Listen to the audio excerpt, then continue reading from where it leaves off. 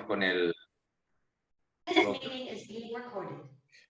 Bueno, buenos días a todos, bienvenidos a la plataforma de formación continuada de diagnóstico y tratamiento por la imagen. Hoy nos acompaña nuestro residente del Hospital Trueta, Jaime Rincón, y nos va a hablar sobre las variantes anatómicas de las arterias coronarias. Si cuando quieras, Jaime, puedes compartir la pantalla.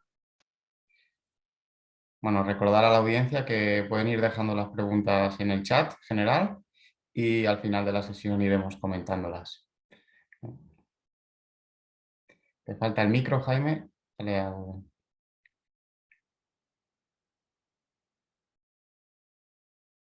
Perfecto, perfecto. Vale. Bueno, yo voy a hablar de las variantes anatómicas coronarias, que también se pueden conocer en muchos estudios, se las describe como anomalías anatómicas de las arterias coronarias, y un poco de cuáles son las que son clínicamente relevantes y las que son simplemente una anécdota anatómica. Entonces, los objetivos de esta presentación es conocer la anatomía normal de las arterias coronarias, clasificar las anomalías o variantes, especialmente las clínicamente relevantes, describir los hallazgos radiológicos de las variantes coronarias más frecuentes. Para empezar, las anomalías coronarias presentan una incidencia aproximada de 1 a 2% en la población, muchas de las cuales producen manifestaciones clínicas. En algunos estudios la clasifican como una importante causa de muerte súbita cardíaca, principalmente en jóvenes atletas. Su evaluación debe ser multidisciplinar para establecer si son causa de síntomas o no. Bueno, aquí está un esquema básico de la anatomía coronaria normal. Tenemos por un lado una coronaria derecha, que nace de un seno coronario derecho, que da a su vez ramas agudas marginales. Tenemos una coronaria izquierda, que es un tronco muy corto, y que da una rama descendente anterior y una rama circunfleja. Las mismas van a tener sus propias ramas. Hay variantes muy frecuentes que se ven mucho, que son los pacientes que tienen un ramo intermedio, que es una tercera rama que nace directamente de la coronaria izquierda, y después, en cuanto a la irrigación de la parte posterior del corazón, va a haber una dominancia que puede ser derecha o izquierda según de dónde salgan las arterias que van a irrigar la parte posterior del corazón. Cuanto a la coronaria derecha, discurre por el surco aurículo-ventricular derecho y da ramas que irrigan la pared lateral del ventrículo derecho, y más frecuentemente es la que más frecuentemente da ramas que irrigan el nodo sinusal. Dentro de sus principales ramas encontramos la arteria del cono, que es la que se describe siempre como la primera rama de la coronaria derecha, que puede tener un nacimiento a nivel de la región proximal de la coronaria derecha, así como también puede nacer en otras personas directamente desde el ostión de la coronaria derecha. Y tenemos las ramas agudas marginales que salen de coronaria derecha y irrigan la pared del ventrículo derecho. En cuanto a la coronaria izquierda, es una rama de muy corto trayecto en general, que nace del seno coronario izquierdo y que discurre por la parte posterior del nacimiento del tronco de la arteria pulmonar, y después se bifurca rápidamente en dos arterias, una arteria descendente anterior, como vemos aquí, y una arteria circunfleja. En cuanto a la arteria descendente anterior, es una rama muy importante, muy larga, y en la mayoría de los pacientes, en la mayoría de las personas, es una rama de gran calibre que permite la irrigación, sobre todo de gran parte de la cara anterior del ventrículo izquierdo. Da ramas, discurre por el surco interventricular anterior y da ramas al septo, las ramas septales, y también da ramas diagonales. La arteria circunfleja, por otro lado, discurre por el surco auriculoventricular izquierdo y tiene un trayecto corto que pasa debajo de la orejuela izquierda y da ramas obtusas marginales que van a irrigar toda la cara lateral del ventrículo izquierdo. En cuanto a la irrigación posterior, como ya había dicho previamente, la arteria descendente posterior es la que define su nacimiento o su origen es la que define la dominancia. Si hay una dominancia derecha que ocurre en el 70-80% de los pacientes, esta descendente posterior es producto o se origina a partir de la coronaria derecha. Y el resto de los casos de los pacientes tienen una dominancia izquierda, es decir, que esta descendente posterior nace a partir de la circunfleja. Como vemos en estas dos imágenes de reconstrucción MIP, se ve por un lado la dominancia derecha, es decir, esta descendente posterior que es rama de la coronaria derecha, y además se ven otras ramas posterolaterales, y en esta otra imagen de la izquierda vemos cómo la dominancia es izquierda, ¿no? Porque la descendente posterior está originada a partir de la arteria circunfleja. Bueno, vamos a hablar de la clasificación de estas anomalías de las arterias coronarias. Esta clasificación es sobre todo anatómica. Y lo que dice es si hay una alteración del origen, una alteración del trayecto o una alteración de la terminación. Y en cuanto a las alteraciones del origen, encontramos las coronarias con origen alto, las que tienen ostios múltiples, las que tienen una arteria coronaria única, una origen desde la arteria pulmonar o una origen desde el seno opuesto o seno coronario. Y después, en alteraciones del trayecto, tenemos puentes miocárdicos, duplicaciones, y de la terminación tenemos fístula, terminación extracardíaca o arcada coronaria. Recordemos que pueden coexistir varias alteraciones en el mismo tiempo, en el mismo paciente. Bueno, y esto yo creo que es la clasificación más importante y con la cual nos tenemos que quedar, que es la clasificación funcional. Y tenemos las variantes que se asocian a repercusión hemodinámica y las que no se asocian a repercusión hemodinámica. Entonces, las variantes que no tienen ninguna repercusión hemodinámica, que es la coronaria feliz, serían, por ejemplo, la coronaria con origen alto. Estas, básicamente, lo que significa es que es una coronaria que presenta un ostium que nace craneal a mayor de 1 centímetro de la unión sinotubular y cobran especial importancia como descripción anatómica porque algunos pacientes que van a ser sometidos a alguna cirugía, por ejemplo un recambio de válvula aórtica, hay que informarlas para que el cirujano esté atento a esta variante y no hayan problemas durante la intervención. Las coronarias con ostium múltiple, la más frecuente es la ausencia del tronco de la coronaria izquierda, como vemos en esta imagen axial. Se ve que a partir del seno coronario izquierdo se observa la salida directamente desde el seno de una arteria descendente anterior y de una arteria circunfleja por separados, que no hay un tronco de la coronaria izquierda, y esto es importante obviamente para estudios de cateterismo y por supuesto para los estudios quirúrgicos, para los procedimientos quirúrgicos de los pacientes. Vemos esta reconstrucción 3D que se observa lo mismo, ¿no? Un nacimiento directo desde el seno coronario de ambos ostium de las arterias de la parte izquierda del corazón.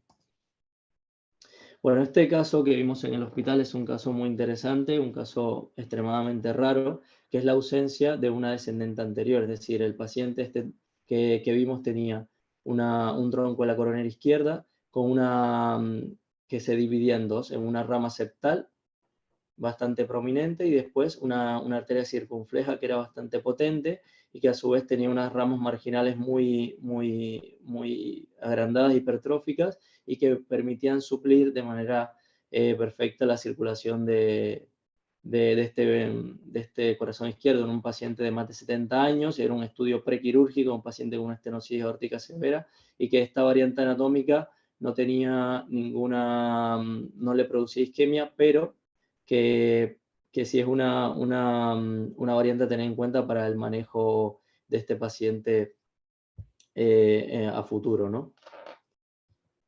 Le realizamos una reconstrucción 3D en la cual se observa cómo hay una arteria septal que nace directamente desde el tronco de la coronaria izquierda, y después vemos esta gran arteria circunfleja, ¿no? Con las arterias marginales bastante potentes. Bueno, esta otra variante anatómica es una variante bastante frecuente y que lo vemos en muchos pacientes, no tiene ninguna relevancia clínica, y es una trifurcación, es decir, que hay un tercer tronco que nace de la coronaria izquierda, ¿no? Otra variante anatómica que no tiene relevancia a nivel hemodinámico es la ausencia coronaria derecha, pero con arteria circunfleja superdominante. Es decir, que no hay una coronaria derecha, pero hay una coronaria izquierda que produce una descendente anterior y que da una circunfleja que se extiende hasta el territorio del corazón derecho y puede originar y puede irrigar toda la cara derecha del corazón. Es importante sobre todo en pacientes que tienen enfermedad coronaria, que evidentemente si tienen una lesión sobre este gran vaso van a tener una gran carga isquémica, ¿no? Bueno, y en cuanto a esta variante anatómica, la coronaria aberrante con origen en el seno coronario opuesto.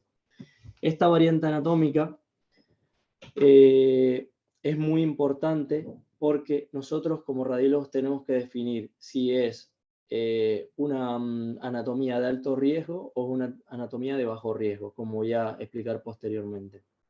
Y básicamente nosotros tenemos que establecer sobre todo que esta arteria aberrante que nace del seno contralateral, si discurre entre la arteria aorta y la arteria pulmonar o si discurre fuera evitando este espacio, ya que esto va a tener una repercusión muy importante. Y la prevalencia es del 1%, y como ya dije puede presentar un recorrido benigno y maligno. Ahora, primero voy a hablar de la arteria coronaria que se origina en el seno coronario opuesto, pero con un recorrido benigno. Como tenemos en estas imágenes, en este caso tenemos una arteria circunfleja que nace directamente del seno de la arteria coronaria derecha y que se va hacia el otro lado del corazón. O como vemos en esta imagen, tenemos un tronco de la coronaria izquierda que nace del seno coronario derecho, igual que la coronaria derecha, y que se va a irrigar la parte izquierda del corazón sin pasar entre el espacio entre la aorta y la arteria pulmonar. La oclusión de este ostium, de esta arteria, puede generar un infarto masivo, evidentemente, y esa es la importancia y la relevancia que tiene aclarar que existe esta variante anatómica. Otro ejemplo similar, aquí vemos una coronaria izquierda que nace del seno coronario derecho, al igual que en esta otra imagen. En este caso veremos una reconstrucción 3D, en la cual se observa como una arteria circunfleja nace directamente de la arteria coronaria derecha, comparte en el ostium y se va hacia el lado izquierdo del corazón. Y se va por la región posterior y evita el espacio entre los grandes vasos, con lo cual esta es una variante muy, muy interesante, muy bonita, pero que no tiene repercusión hemodinámica. Aquí tenemos un esquema donde se visualizan la mayoría de las variantes coronarias que conocemos. Y bueno, ahora vamos a hablar de las más importantes, de las variantes anatómicas coronarias que se relacionan con repercusión hemodinámica. Y tenemos la coronaria aberrante o anómala con recorrido interarterial, es decir, un recorrido maligno. Tiene una incidencia menor al 1%, es decir, que es bastante rara, y como vemos, además de originarse en el seno opuesto, esta discurre entre la arteria aorta y el tronco de la arteria pulmonar. También puede ser que tenga parte del recorrido a nivel de la pared de la aorta. Como vemos en esta imagen de una reconstrucción MIL de un angio-TC coronario, se observa cómo ambas ramas nacen del seno coronario derecho, la arteria y el tronco de la coronaria izquierda discurre entre la aorta y la arteria pulmonar. Bueno, básicamente esta alteración o anomalía coronaria tiene repercusión porque se observó en varios estudios que se hicieron en los últimos 20 años que se comenzaba a ver en pacientes en jóvenes deportistas o, por ejemplo, en militares con entrenamiento muy, muy exigente en Estados Unidos, como algunos presentaban muerte súbita y muchos de ellos tenían esta variante anatómica que era el nacimiento de la arteria coronaria en el seno opuesto y con un recorrido interarterial. Y lo que se planteó como explicación de por qué se ocurrían estas muertes era porque durante el ejercicio se aumentaba la presión y la dilatación de la arteria aorta, y esto conllevaba una compresión de la arteria coronaria y generando una isquemia cardíaca. Como vemos en esta imagen, las características anatómicas de alto riesgo son que haya un recorrido interarterial, que haya un recorrido intraarterial, es decir, que parte del recorrido del vaso esté dentro de la pared de la aorta, que el ángulo de salida de la arteria sea agudo, que el ostium sea muy pequeño y adelgazado, y que el recorrido interarterial está estenosado, es decir, que sea menor del 50% de la superficie del vaso.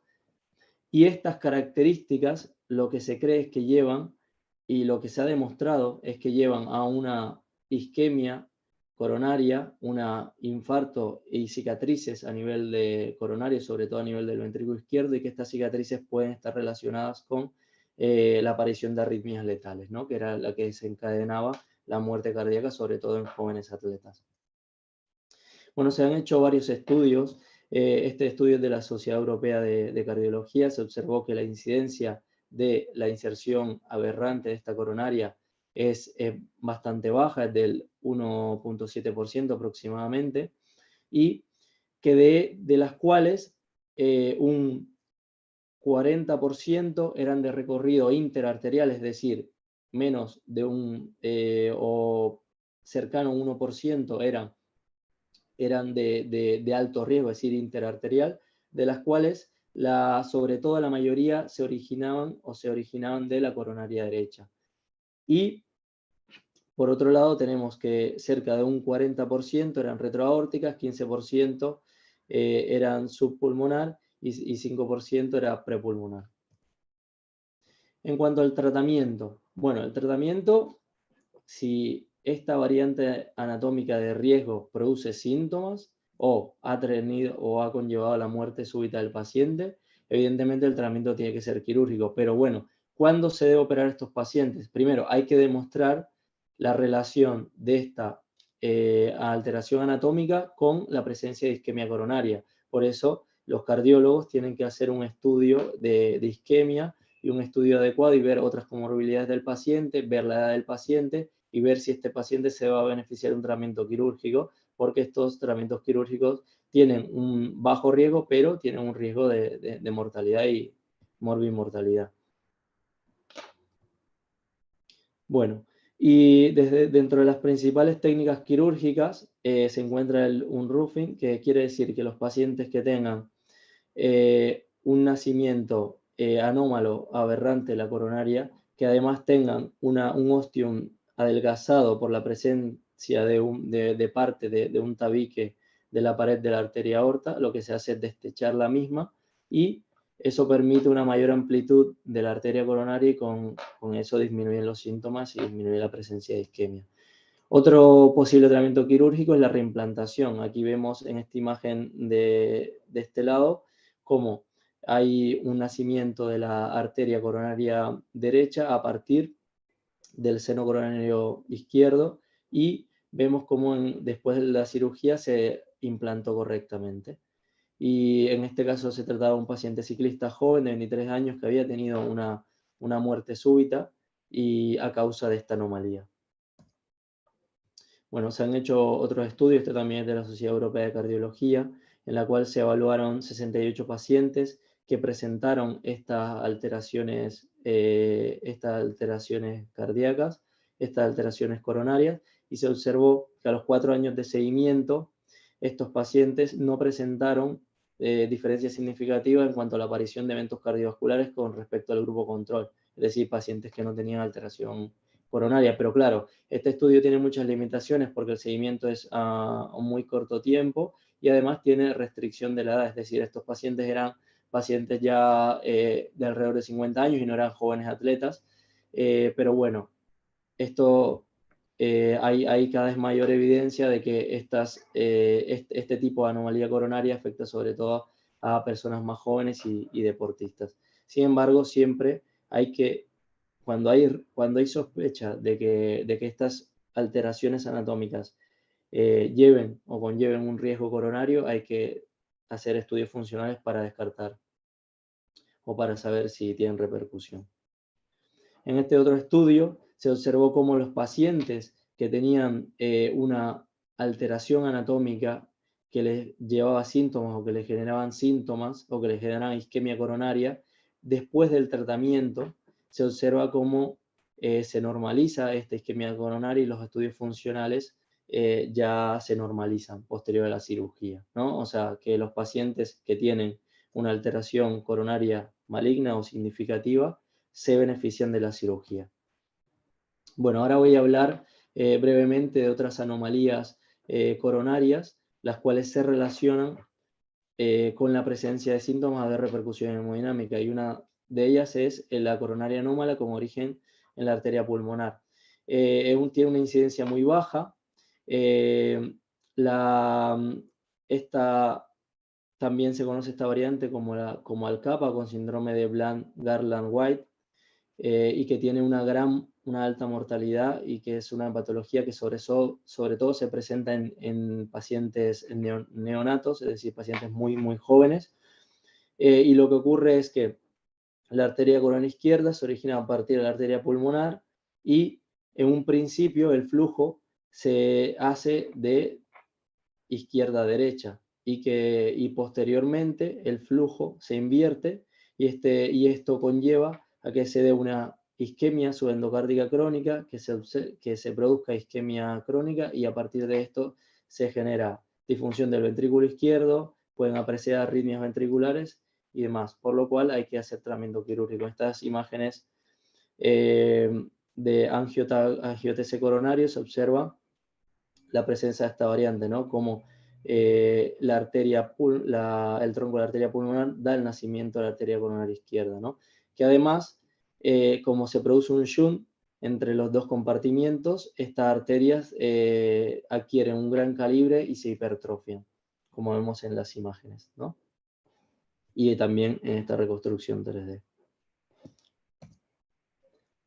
Bueno, este caso que tuvimos en nuestro centro hace mucho tiempo es un caso muy raro y muy interesante porque se trata de una paciente de 44 años que venía con una disnea, se la estudió, tenía una disfunción severa del ventrículo izquierdo, y en el estudio anatómico del angiotese coronario se observó cómo había un nacimiento de la arteria coronaria izquierda a partir del tronco de la arteria pulmonar, como vemos en las imágenes de aquí. Y esto lo que generaba era que la paciente tenía una disfunción ventricular izquierda muy severa, ¿no? Esta paciente se la estudió, se la evaluó para la cirugía, pero lamentablemente no llegó a la cirugía y falleció al poco tiempo. En cuanto al tratamiento de esta variante anatómica, es quirúrgico, y la técnica quirúrgica va a depender si el paciente es joven o si el paciente ya es mayor.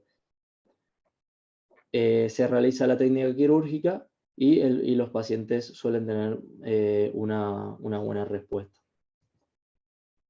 Otra variante anatómica que se relaciona con alteración de la función hemodinámica, es decir, que presenta clínica, es la fístula coronaria. ¿Y qué es la fístula coronaria? Es la terminación anormal de una arteria coronaria que puede ser una cavidad cardíaca, una cámara cardíaca o una estructura vascular de baja presión, y no como lo hace normalmente una red de capilares del lecho miocárdico. Como vemos en esta imagen, tenemos la coronaria derecha, que además está elongada, hipertrófica, y que termina y se comunica con la aurícula derecha. Esto lo que produce, evidentemente, es un shunt, que puede ser de derecha a izquierda o derecha a izquierda o de izquierda a derecha, dependiendo de la potencia de las cámaras, y a lo largo conlleva un robo coronario y un crecimiento y aspecto tortuoso de las arterias coronarias. En cuanto a las fístulas coronarias, la mayoría son congénitas, pero también pueden ser adquiridas en algunas enfermedades inflamatorias o en aterosclerosis muy avanzada o en antecedentes traumáticos o quirúrgicos. El 50% de los pacientes se dice que son asintomáticos cuando son de pequeños calibres, pero en otros casos pueden ser sintomáticos, ¿no? Y la mayoría la más frecuente de estas fístulas coronarias es la que tiene origen en la coronaria derecha en sus ramas y el resto en la descendente anterior y la circunfleja. Como vemos en este caso clínico que tuvimos en el hospital, vemos como hay una coronaria izquierda, ahí vemos como tenemos esta coronaria izquierda, que tiene un nacimiento normal, pero que tiene un aspecto muy tortuoso y engrosado, hipertrófico, y que va a descender por la cara izquierda y se va, como vemos en esta imagen, a unir al seno venoso, al seno coronario. Y de esta manera, al unirse aquí, lo que produce es una fístula. Ahí vemos una reconstrucción 3D, como se observa esta arteria coronaria muy grande, que lo que hace es una fístula y una unión con con el seno coronario, ¿no? Y se produce una hipertrofia del mismo. Este paciente estuvo muchos años asintomáticos y después vino con la aparición de síntomas. Esta variante anatómica es muy frecuente, la atresia coronaria, y básicamente consiste en que hay la ausencia de desarrollo de un tronco coronario que puede ser el izquierdo o el derecho, y la más frecuente es del izquierdo, y que en su lugar se ve un remanente fibroso. Esta se asocia a una alta mortalidad y se presenta antes del año de edad, porque es muy sintomática. Cuanto a los síntomas, como ya fui explicando, los principales y los más temidos son las arritmias malignas, síncopes, infarto agudo de miocardio y muerte súbita. Es la segunda causa de muerte súbita debido a cardiopatía estructural en jóvenes atletas. En cuanto al estudio de estas malformaciones, tenemos el TC coronario, que es la prueba de referencia para el estudio de las variantes coronarias, dado su alta resolución espacial, ya que nos permite una correcta evaluación anatómica y además permite ver no solo el corazón y las variantes anatómicas, sino los tejidos adyacentes. Y con las imágenes de postprocesado se pueden hacer reconstrucciones multiplanares y volumétricas. El angio-TC coronario tiene un protocolo específico y se sincroniza la adquisición de las imágenes teniendo en cuenta el electrocardiograma del paciente para disminuir los artefactos de pulso, y se pueden usar fármacos para disminuir la frecuencia cardíaca y de esta manera disminuir el artefacto de las mismas. En cuanto a la resonancia cardíaca, tiene una peor definición anatómica respecto al TAC, pero permite ver defectos de perfusión miocárdica o áreas de necrosis miocárdica, y de esa manera también puede ayudar a establecer la repercusión hemodinámica que tiene, y además ayuda para la futura manejo de este paciente.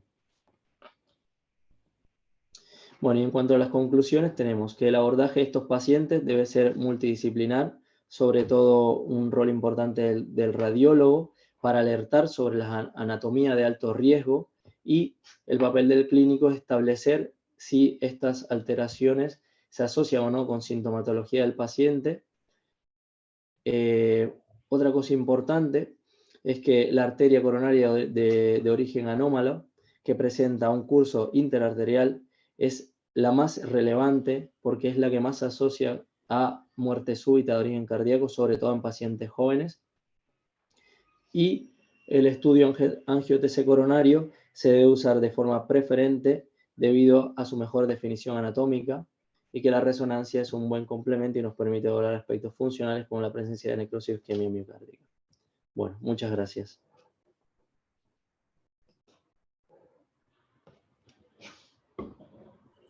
Muchísimas gracias, Jaime, por esta excelente presentación, muy interesante. De momento no tenemos preguntas de la audiencia. No sé si Víctor Pineda o Sergi Moral quieren hacer alguna pregunta, mientras alguien de la audiencia puede preguntar por el chat. Hola, ¿qué tal? ¿Me oís? Sí, perfecto.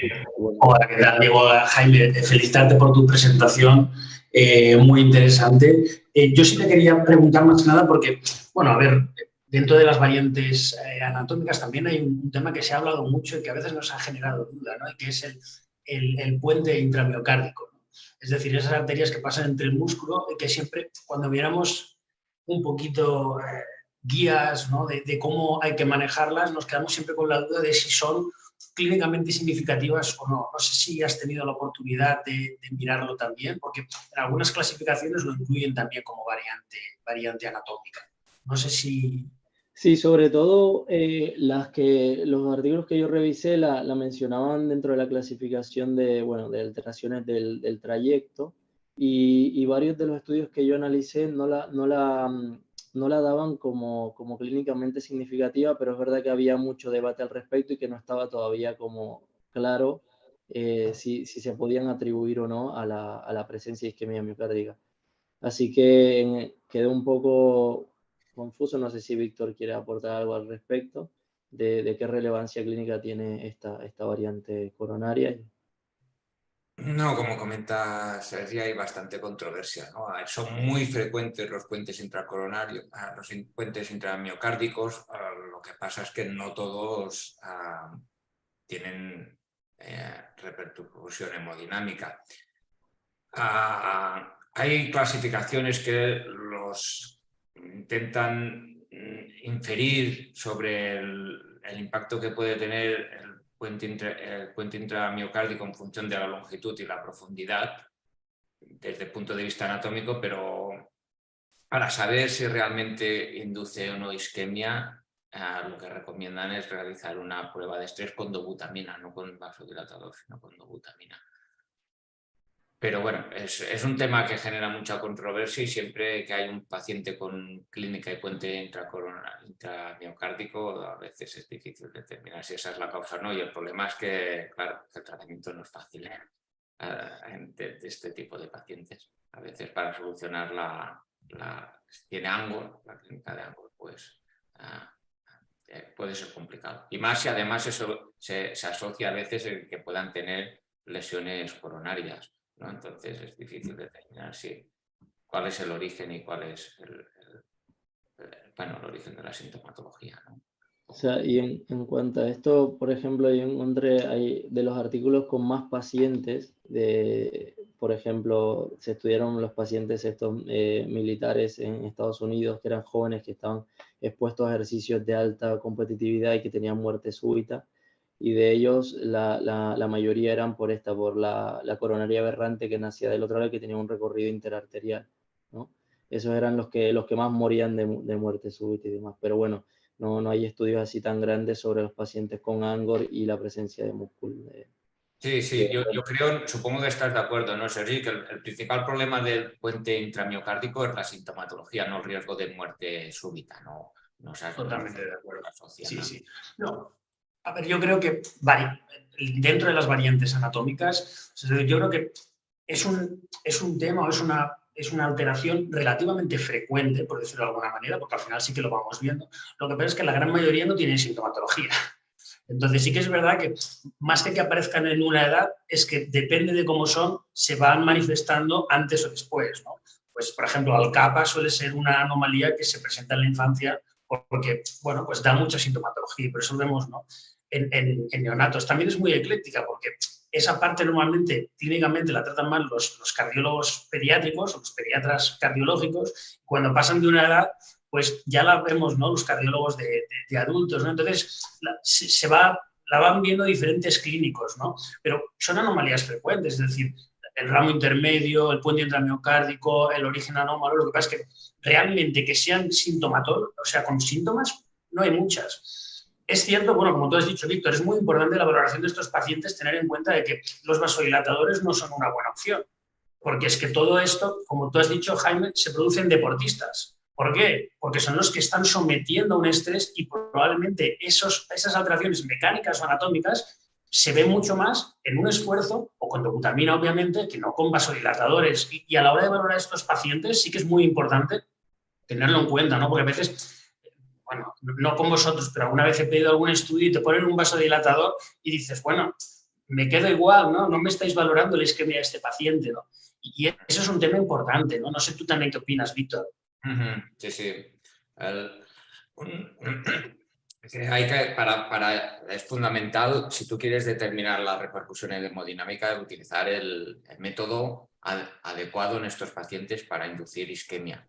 Eso es clarísimo y no es lo mismo que inducir isquemia en un paciente con una lesión coronaria por ateromatosis. Exacto. Es lo que nos encontramos en la mayoría de ocasiones. Otro aspecto muy importante en la valoración de los pacientes con anomalías coronarias, que lo has comentado, Jaime, pero un poco por encima, es la edad, ¿no?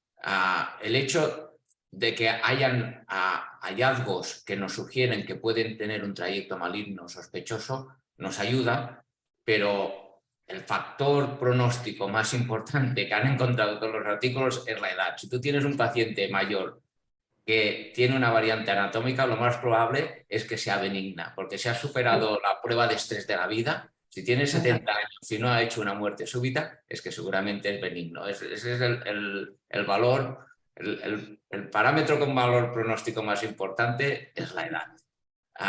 Pero bueno, después hay, como has enseñado muy bien, todos estos hallazgos como la angulación del origen, el trayecto intramural, el trayecto intraarterial, todo esto son signos que nos tienen que hacer poner la alarma de que el paciente tiene riesgo de muerte súbita.